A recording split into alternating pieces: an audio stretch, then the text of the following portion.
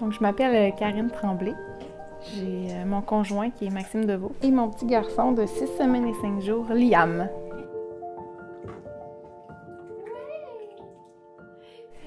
J'ai rencontré mon amoureux il y a 12 ans et demi.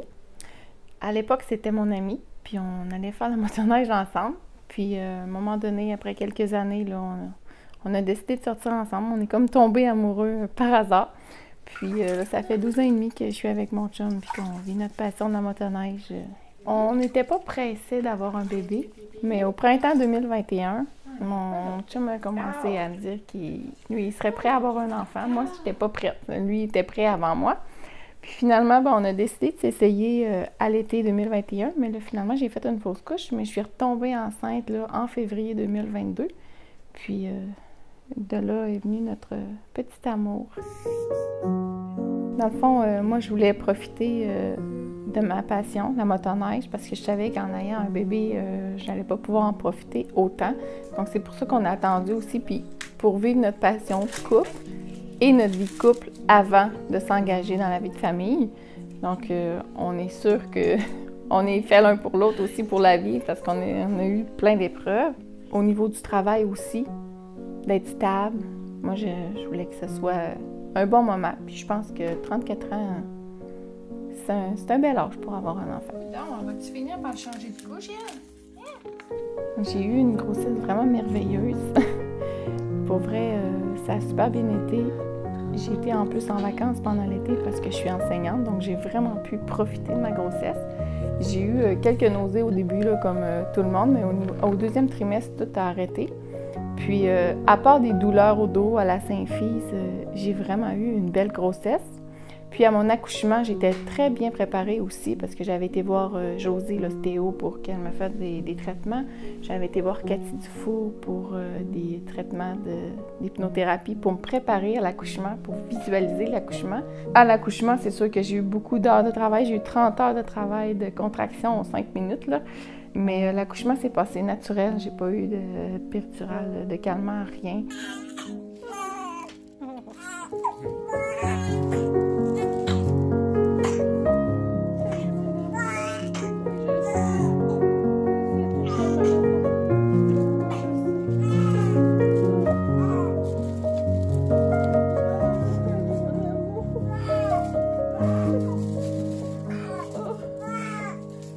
À l'accouchement, j'ai eu une doula pour me préparer à l'accouchement, mais aussi pour me préparer à l'allaitement. Donc, elle m'a dit, fais du pot à pot, ça va produire l'ocytocine, qui ça aide à la production du lait. Après la montée de lait, j'ai eu un engorgement au sein, ce qui m'a apporté une mastite. Donc, 10 jours après l'accouchement, je me suis ramassée à l'hôpital. Je me suis ramassée avec 40,2 de fièvre. J'avais le sein très dur, très chaud et très douloureux. Mon chum qui s'est occupé du petit toute la nuit parce que là, à l'hôpital, je ne pouvais pas l'avoir aux urgences. Puis quand ils m'ont transférée aux soins intensifs, non plus, je ne pouvais pas à cause de la COVID puis de l'influenza qu'il y a beaucoup dans les hôpitaux et la gastro. Il y a beaucoup de microbes, donc j'ai pas pu avoir mon petit. Ça, j'ai trouvé ça très difficile parce que j'ai été comme 24 heures sans le prendre, sans l'allaiter. J'avais apporté mon tire-lait, heureusement, et j'ai pu tirer mon lait aux heures régulières qu'il buvait. Puis, quand mon état s'est amélioré, que j'étais plus stable, ils m'ont transférée au centre mère-enfant. Là, à ce moment-là, mon chum a pu venir me porter le petit. Puis, là, le premier réflexe que j'ai eu, c'est de le déshabiller puis de faire du pot à pot avec pour que ma production recommence puis que je puisse avoir une belle dose d'amour.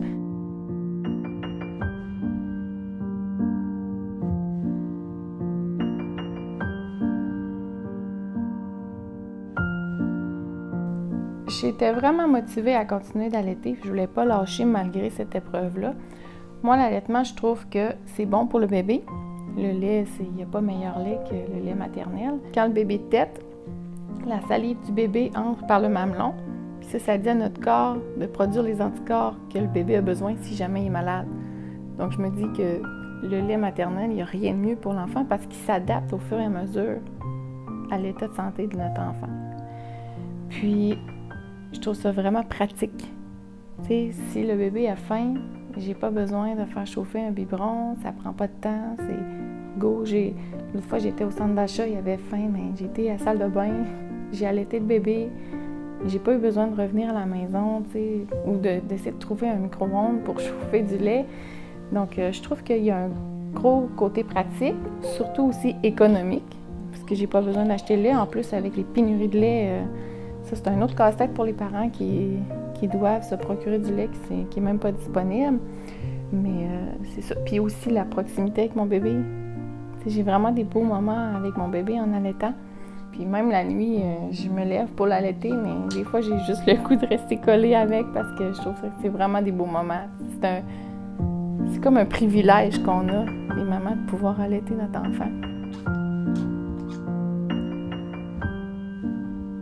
Une journée normale avec le petit bébé, ben c'est sûr que c'est le bébé dort, ensuite il se réveille, il va manger, je vais l'allaiter.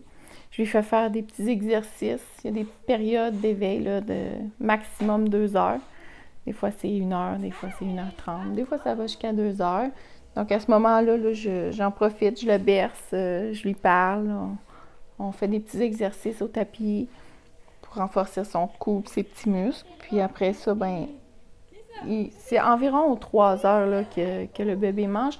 Le matin, il va manger peut-être plus fréquemment. Donc, des fois aux 20 minutes, des fois aux heures, pendant un petit temps. Après ça, là, il va faire des siestes dans l'avant-midi, 2-3 siestes. L'après-midi, il fait une plus grande sieste, 2-3 heures.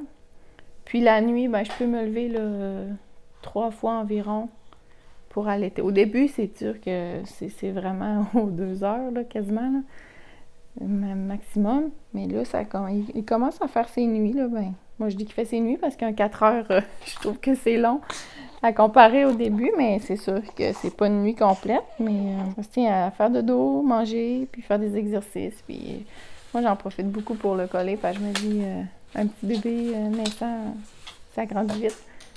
Puis mon objectif, c'est d'en profiter.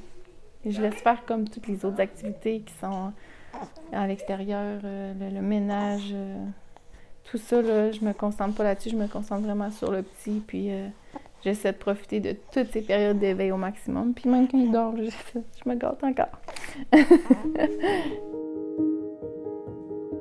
À l'accouchement, je m'étais préparée pour que mon périnée s'étire, puis que je déchire pas, mais finalement, j'ai déchiré. Ça, c'est ce que j'ai trouvé le plus difficile. T'sais. L'accouchement en tant que tel, j'ai pas trouvé ça si douloureux. C'est après les journées que là, j'ai fait « Oh, OK, le périnée déchiré, c'est pas agréable. » Le quotidien est vraiment différent.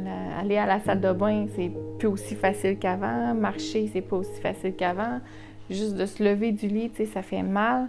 Puis j'imagine qu'une césarienne, ça doit être encore pire. J'ai pas vécu ça, Dieu merci. Là, ben, j'ai attendu mon 6 semaines parce qu'on doit attendre 6 semaines. Et ensuite, je suis allée voir Monique Gervais. Puis elle m'a donné des exercices à faire là, pour renforcer mon périnée, ben, dans le fond, pour la guérison. Je vais continuer mes exercices, puis je vais espérer être en forme pour ma saison de motoneige. Puis même pour les autres sports que je fais, là. Mais là, mon objectif, c'est la motoneige.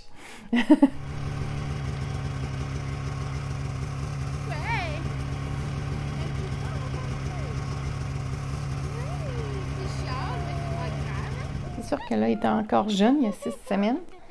Mais je prévois cet hiver, là, quand même aller au chalet avec le bébé pour pouvoir faire la motoneige. Puis, il a déjà fait sa première raid de motoneige la semaine passée, il y a 5 semaines. Mais c'est dans la cour, là. Je voulais essayer, voir qu'est-ce que ça faisait.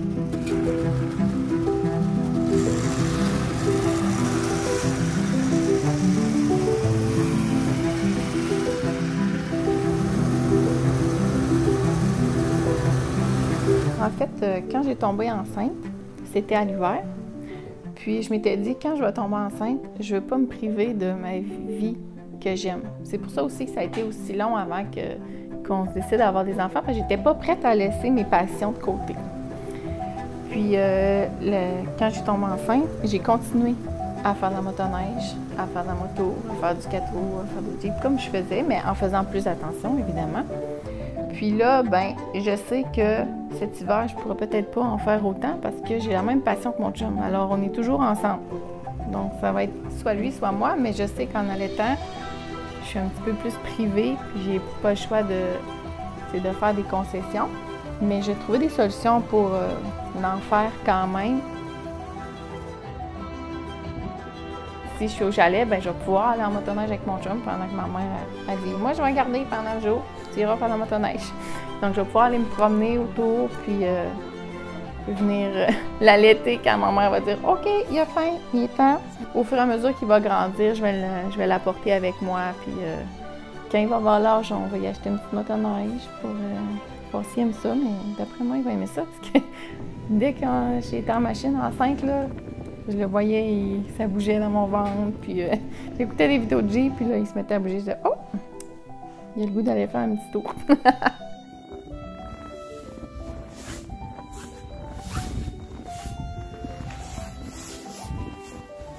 J'aime tellement ça que j'imagine que je vais lui transmettre ma passion, mais s'il n'aime pas ça, c'est correct aussi.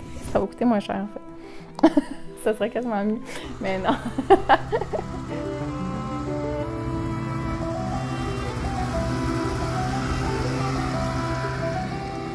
Probablement que ce sera notre seul enfant, parce que mon chum en voulait juste un. Moi, 1 ou 2, ça me dérangeait pas. À l'époque, j'en voulais 4, mais maintenant, j'en veux plus 4. Mais ça me dérangerait pas d'en avoir un autre, sauf que mon chum, pour le moment, c'est 1. Donc, on verra pour l'avenir. On va se concentrer sur lui, puis si jamais il change d'idée, on en aura 2. Mais sinon, c'est pas plus grave que ça. Un enfant, ben, il va avoir plein d'amour, puis ça va être bien correct.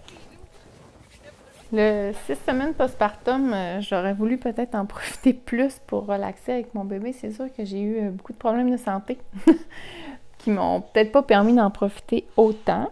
Mais le fait qu'il faut vraiment se reposer, ça nous permet aussi de se concentrer sur le bébé puis de créer un beau lien. Pour le futur, c'est sûr que je souhaite que mon bébé soit en santé puis que tout se passe bien. On n'aime pas ça, les familles, qu'on voit que les bébés sont malades ou qu'il y a des difficultés. Donc, moi, c'est sûr que je souhaite que mon bébé soit en parfaite santé. Puis, si en plus j'ai ça, ben, puis que je suis capable de continuer à vivre mes passions, ben, tant mieux. Sinon, ben, je vais m'ajuster avec le petit, mais c'est sûr que on n'est pas du genre à aller au restaurant ou aller à l'hôtel ou à faire des sorties à Québec, Montréal. Nous, ce qu'on aime, c'est aller faire de la motoneige ensemble ou aller faire de la moto, aller faire du Jeep. Donc, si je peux continuer à faire ça avec mon chum, je vais être bien heureuse. Dans le fond, c'était notre vie d'avant, mais on va juste inclure bébé maintenant dans nos passions.